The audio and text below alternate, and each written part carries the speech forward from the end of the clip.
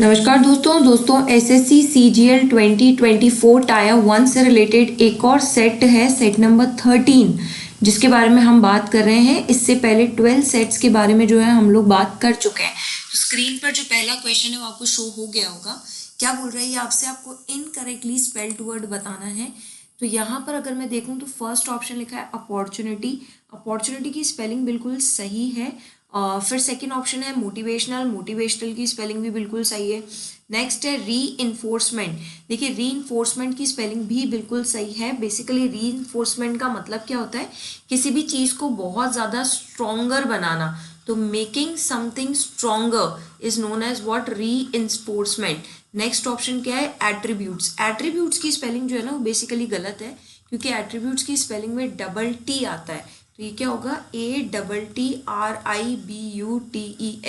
तो basically attributes की spelling गलत थी। और एट्रीब्यूट्स का मतलब क्या होता है, किसी चीज़ का उत्तरदायी मानना, मतलब ये मानना कि भैया ये चीज़ जो है ना ये तेरे कारण हुई है। किसी को किसी काम के होने का क्या मानना, कारण मानना, ये क्या कहलाता है, एट्रीब्यूट्स कहलाता है। तो बेसिकली यहाँ पे राइट आंसर क्या हुआ, एट्रीब्यूट्स, जिसकी स्पेलिंग जो है वो गलत दी हुई है। नेक्स्ट चलते हैं। नेक्स्ट क्या बोल रहा है आपसे, फिलर्स आपको फिल करना है। Kamal is not willing to purchase a house on the 12th floor of a seaside apartment। यानी सी साइड अपार्टमेंट पर जो कमल है ये 12th नंबर का जो फ्लोर है ना वो खरीदने के लिए बिल्कुल भी विलिंग नहीं है। क्यों, as she is fearful of heights, क्योंकि वो हाइट से डरती है। अब ये जो हाइट का डर है इसे हम बेसिकली क्या कहते हैं, तो हाइट के डर को हम कहते हैं एक्रोफोबिया। क्या कहते हैं, acrophobia. Acrophobia is basically fear of height.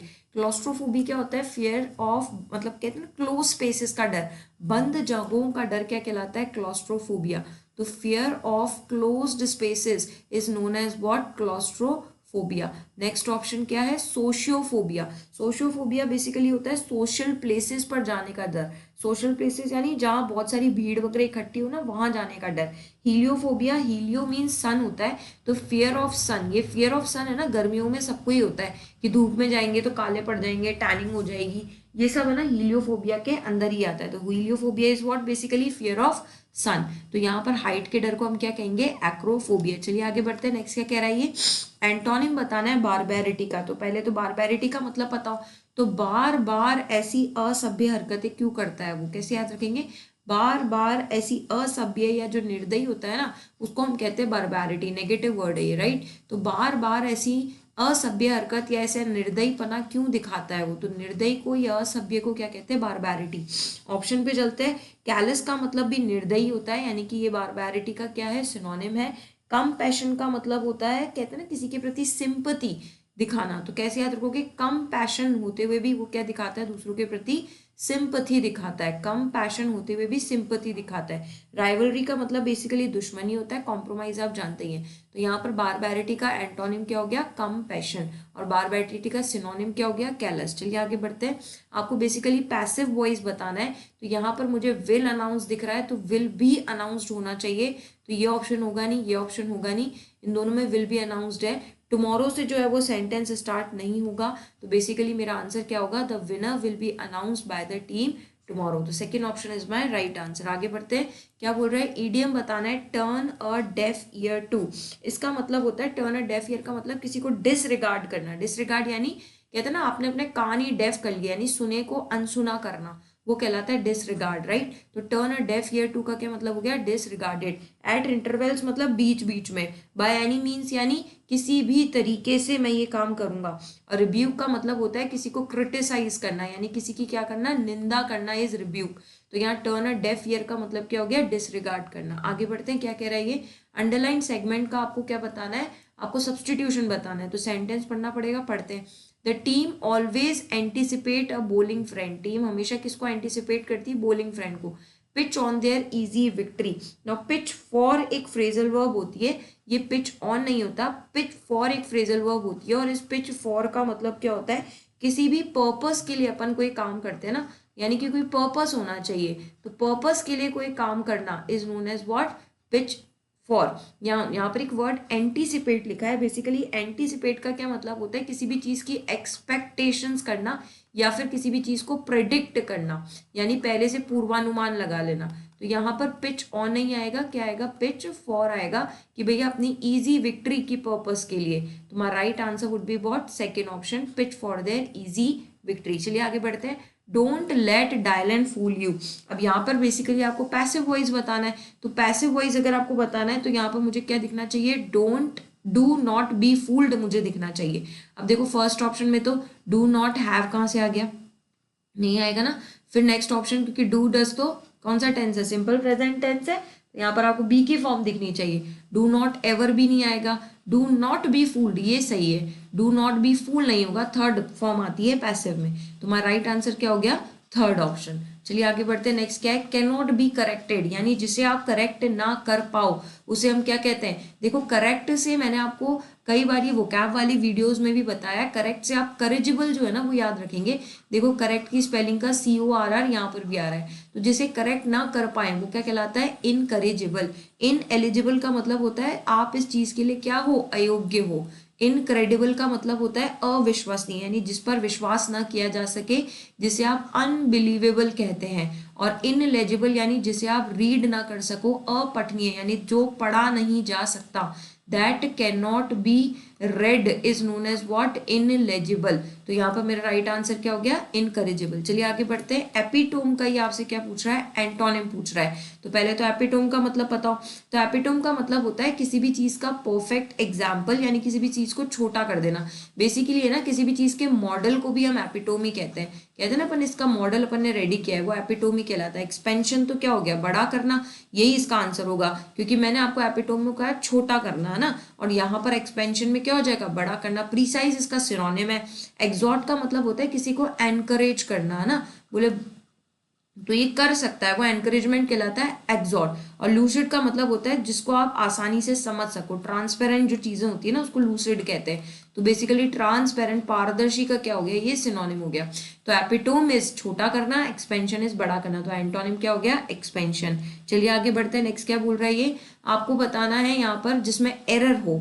तो मिस्टर सूर्या, अब नाउ मिस्टर सूर्या सिंगुलर है ना, तो सिंगुलर के साथ हैव नहीं आएगा, सिंगुलर के साथ क्या आता है, हैज आता है। तो मिल गई एरर सेकंड पार्ट में। Mister Surya has no interior motive in offering your support, तो कौन से पार्ट में एरर हुई, सेकंड पार्ट में। A written statement made under oath, यानी जब आप किसी भी चीज का रिटन स्टेटमेंट देते हो ना ओथ के तहत, ओथ यानी आपने क्या लिए, उसकी शपथ लिए, तो उसको कहते हैं हम बेसिकली एफिडेविट। अपन एफिडेविट बनवाते हैं ना, तो वो क्या कहलाता है, रिटन स्टेटमेंट जो ओथ की फॉर्म में होता है। अफर्मेशन का क्या मतलब होता है, हामी भरना, समर्थन देना। टेस्टिमनी का बेसिकली मतलब होता है ऐसा कोई, ये रिटन स्टेटमेंट है। जो स्पोकन स्टेटमेंट होता है ना वो क्या कहलाते हैं, टेस्टिमनी। तो स्पोकन स्टेटमेंट इज टेस्टिमनी और written statement is affidavit. Statement आप जानते ही हैं। नेक्स्ट क्या कह रहा है ये, नेक्स्ट मुझसे कह रहा है आपको सेंटेंस रीअरेंज करना है। नाउ ये सेंटेंस रीअरेंजमेंट में अगर मैं देखूं तो पीछे के ऑप्शन से अगर अपन देखते हैं तो क्या मेरा सेंटेंस ए से यानी कि इन से एंड हो सकता है, नहीं, तो यानी ये दोनों ऑप्शन कट गए। क्या डी से एंड हो सकता है, बिल्कुल ब्रेन से एंड हो सकता है। स्टार्टिंग देखते हैं, क्या मेरा सेंटेंस मैं ए से स्टार्ट कर सकती हूँ, स्मोकिंग इन, बिल्कुल कर सकती हूँ। सी से कर सकती हूँ, द बॉडी एंड, बिल्कुल कर सकती हूँ। तो पहले थर्ड ऑप्शन अरेंज करके देख लेते हैं। तो मैंने थर्ड ऑप्शन अरेंज करके दिया, तो smoking in the smoking in your youth stunts the body and clouds the brain, बिल्कुल सही बैठ रहा है। अगर मैं ये देखूं तो smoking in the body and smoking in, नहीं ये तो बैठ नहीं रहा ना सी के बाद ये, तो इसका मतलब मेरा राइट आंसर क्या हो गया, ऑप्शन नंबर थर्ड हो गया। नेक्स्ट आगे बढ़ते हैं। Satya is always great, Satya is always बोल रहे हो, वर्ब के लिए यूज कर रहे हो, तो ग्रेट नहीं आएगा ना, एडजेक्टिव नहीं आएगा, क्या आएगा यहाँ पे, ग्रेटफुल आएगा। तो मैं क्या बोलूँ, Satya is always grateful to his friends. तो my right option is grateful. अब ग्रेटफुल की स्पेलिंग ये नहीं होती, ग्रेटफुल की स्पेलिंग जो है ना वो GRATE होगी, ये वाला ग्रेटफुल आएगा, ये वाला ग्रेटफुल नहीं आएगा। तो option number fourth is my right answer. Next चलते हैं, होमोनिम बताना है आपको देयर का। तो देयर की स्पेलिंग और क्या होती है, THEIR, यही इसका होमोनिम हो गया। क्लियर तो स्पष्ट होता है, दोज और दैट होगा नहीं। तो my right answer is option number fourth. आगे बढ़ते हैं। बैड पिच, इस इडियम का आपको जो है वो मीनिंग बताना है। तो बैड पिच का मतलब, बैड पैच का मतलब होता है कि आपका जो पैच है ना वो बुरा है, यानी कि नेगेटिव ही आएगा। यानी कि इसका सेंस होता है जब बुरा टाइम पीरियड चल रहा होता है ना किसी का, अपन कहते हैं ना यार मेरा तो बुरा टाइम चल रहा है, मेरा तो बुरा समय चल रहा है, तो बुरा टाइम पीरियड को ही हम क्या कहते हैं, बैड पैच। तो यानी कि जब आपका टाइम पीरियड अच्छा ना हो तो person who talks a difficult path नहीं है, डेंजरस रोड भी नहीं है, a period of time when a person faces lot of trouble, नहीं ये भी नहीं है, सॉरी क्या होगा, अ पाथ दैट इज अनट्रैवल्ड, यानी एक ऐसा पाथ जिस पर सॉरी एक ऐसा टाइम पीरियड जिस पे हमने कहते हैं ना बुरा समय, तो period of time when a person faces lots of trouble, तो बेसिकली थर्ड ऑप्शन मेरा राइट हो गया। पाथ जो अनट्रैवल्ड होगा ये भी नहीं होगा, तो बुरा समय को ही हम क्या कहेंगे, पीरियड ऑफ टाइम जिसमें लोग जो है बहुत ज्यादा ट्रबल फेस करते हैं। कैसे याद रखेंगे आप कि उसके जो पैचेस हैं अभी क्या है, बुरे हैं, तो बुरे पैच जैसे होता है ना मुंह पर स्मॉल पॉक्स या दाग धब्बे हो जाते हैं, तो पैचेस बन जाते हैं ना, फिर उसको टाइम लगता है धीरे धीरे सही होने में, तो वो जो टाइम पीरियड आपका चल रहा है रिकवरी का, वो कैसा चल रहा है जिसमें आपको बहुत ज्यादा ट्रबल्स फेस करनी पड़ी है, तो option number third is my right answer. आगे बढ़ता है, an elephant is an large mammal, अब आपको लार्ज का एंटोनिम बताना है, तो लार्ज का मतलब क्या होता है, बड़ा, तो उसका उल्टा क्या हो जाएगा, छोटा, छोटे को अपन क्या कहते हैं, टाइनी। देखो बम्पर का मतलब भी बड़ा ही होता है, तो ये भी इसका सिनोनिम हो गया, जाइजेंटिक मतलब भी बड़ा ही होता है, तो ये भी इसका सिनोनिम हो गया, और हीरोइक काम अपन करते हैं ना, जिस कहते हैं ना हीरो वाला काम किया है तूने, तो यानी बड़ा काम किया है, यानी ये तीनों तो एक तरीके से इसके सिनोनिम हो गए। आपसे एंटोनिम पूछा था तो tiny is my right answer. आगे बढ़ते हैं, क्या बोल रही है आपसे, एरर स्पॉटिंग बताना है, तो by the end of this month, now by the end of यानी बाय प्लस टाइम पीरियड के साथ बेसिकली हम जो सेंटेंस में टेंस यूज करते हैं वो यूज करते हैं प्रेजेंट फ्यूचर परफेक्ट या फ्यूचर परफेक्ट कंटिन्यूअस।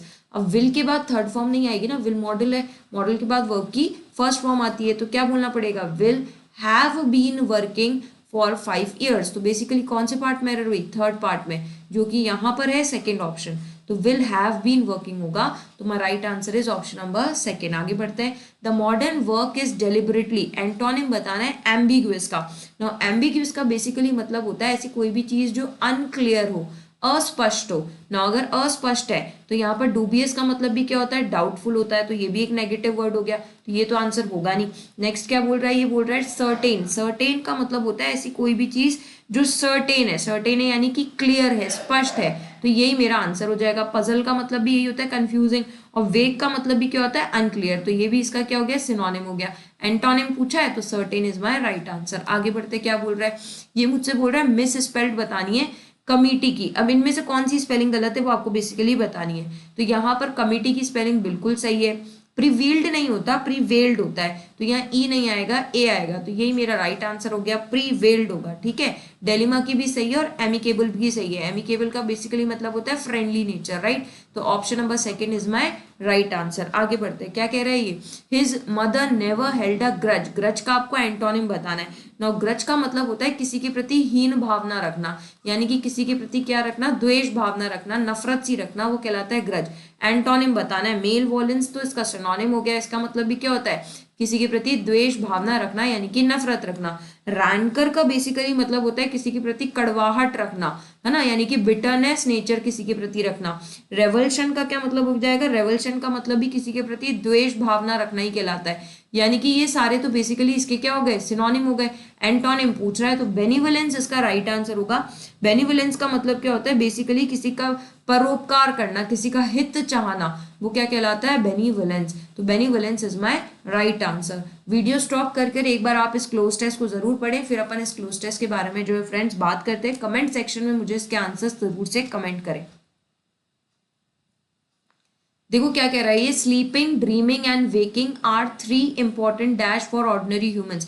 ये 3 इंपॉर्टेंट क्या हैं, प्रॉब्लम्स हैं, प्रॉब्लम्स तो कैसे होंगी, 3 इंपॉर्टेंट मेथड्स हैं, मेथड्स कैसे हो सकते हैं भाई, है ना, तो ये 3 इंपॉर्टेंट एंगल्स भी नहीं है, ये 3 इंपॉर्टेंट एस्पेक्ट्स हैं, यानी कि पहलू हैं, किसके, ऑर्डिनरी ह्यूमंस के, तो यानी कि sleeping, dreaming and waking are 3 important aspects for ordinary humans, but for those who have dash transcendental knowledge, लेकिन जिसके पास इसकी ये नॉलेज है, कौन सी नॉलेज, जिसके पास इसकी डेप्थ, गहराई की नॉलेज नहीं, ये डेप्थ नहीं होगा, लार्ज नॉलेज भी नहीं होगा, सुपरफिशियल नॉलेज भी नहीं होगा, क्या कहते हैं अपन, डीप नॉलेज। डीप नॉलेज का मतलब होता है गहरी, यहाँ पे देखो बेसिकली नाउन आएगा, क्योंकि आप नॉलेज बोल रहे हो ना, तो बेसिकली नाउन तो डीप है ना, डेप्थ तो जो है सॉरी यहाँ पर एडजेक्टिव आएगा, क्योंकि नॉलेज नाउन है ना, तो नॉलेज कैसी है तो उसके लिए एडजेक्टिव बोलेंगे, जबकि डेप्थ क्या है, नाउन है, तो ये तो होगा नहीं, तो डीप नॉलेज होगा। ऑल 3 आर ऑलमोस्ट सेम, सब लगभग तीनों सेम है, and there is not much difference among these 3, और तीनों में ज्यादा डिफरेंस नहीं है। The world and life is a myth, ये कह रहा है जो दुनिया है और जो लाइफ है ये एक मिथ है, and it keeps on changing, और ये क्या होती रहती है, बदलती रहती है, ये किसके द्वारा कहा गया है, तो ये कहा गया है आदि शंकराचार्य के द्वारा। अब यहाँ पर देखो ये इन्वर्टेड में है, यानी कि ये सेंटेंस डायरेक्ट है, और डायरेक्ट सेंटेंस में है ना ये कहा गया है, तो ये वॉज सेड नहीं होगा क्योंकि डायरेक्ट स्पीच है, टेल्स बाय भी नहीं होगा, सेइंग भी नहीं होगा, कहा गया है यानी कि सेज आएगा। सेज आदि शंकराचार्य जो ग्रेटेस्ट क्या है, अद्वैता के प्रीचर है। रामायण महर्षि ऑब्जर्व नो डिफरेंस, इन्होंने कोई डिफरेंस नहीं पाया है ड्रीमिंग और वेकिंग स्टेट्स में। When he said is that it is from one unreal world to, जब इन्होंने कहा था कि ये एक अनरियल वर्ल्ड से दूसरा अनरियल वर्ल्ड है। देखो एक अनरियल वर्ल्ड से दूसरा अनइमेजिनरी तो नहीं होगा, रियलिटी भी नहीं होगा, कंफ्यूज भी नहीं होगा, क्या कह रहे हैं, ये एक अनरियल वर्ल्ड से ये दूसरा अनरियल वर्ल्ड है। फिर ये कह रहे there is no difference between the images one sees, ये कह रहे कोई इमेजेस नहीं है डिफरेंस, कोई इमेजेस के बीच डिफरेंस नहीं है जब कोई व्यक्ति एंड द इमेजेस ही सी, यानी जब वो दिन के समय में ड्रीम में देखता है और जो रियलिटी में देखता है उसमें कोई डिफरेंस नहीं है। According to his great sage of modern century, the first one is day dreaming and the second one is night dreaming. दो तरीके की ड्रीम इन्होंने बताई है। The usual philosophers say that जो माइंड एंड बॉडी है ये दो इंपॉर्टेंट एलिमेंट्स हैं, एंड माइंड जो है वो सोर्स है डाइवर्स थॉट्स का। In the waking up state जो माइंड एक्टिव रहता है विद ऑल द टेंशंस और डिससेटिस्फैक्शन से, सो हैप्पीनेस जो है वो मिसिंग रहती है, लेकिन स्लीप टाइम में माइंड एब्सेंट रहता है, तो फिजिकल वर्ल्ड जो है वो रियल हैप्पीनेस में रहता है। तो रियल हैप्पीनेस क्या होती है, गेन्ड होती है किसी व्यक्ति के द्वारा, तो पैसिव आएगा, तो रियल हैप्पीनेस गेन्स नहीं होगा, वॉज गेन नहीं होगा, प्रेजेंट चल रहा है, गेन्ड भी नहीं होगा, क्या होगा, the real happiness is gained. तो बेसिकली ये एक आपकी शिफ्ट थी सेट नंबर 13, जो ये मैंने आपको एसएससी सीजीएल 2024 प्री से रिलेटेड कराया है। इसके आगे ऐसे ही हम लोग और सेट भी करते रहेंगे। टोटल 36 शिफ्ट जो है वो हुई थी, ये हमारी बेसिकली थी सेट नंबर 13। तो आगे और भी बाकी हैं जो आपको अगली वीडियोस में मिलते रहेंगे। तो अगली वीडियो में फिर मुलाकात करते हैं, तब तक के लिए फ्रेंड्स जय हिंद, जय भारत, राधे राधे।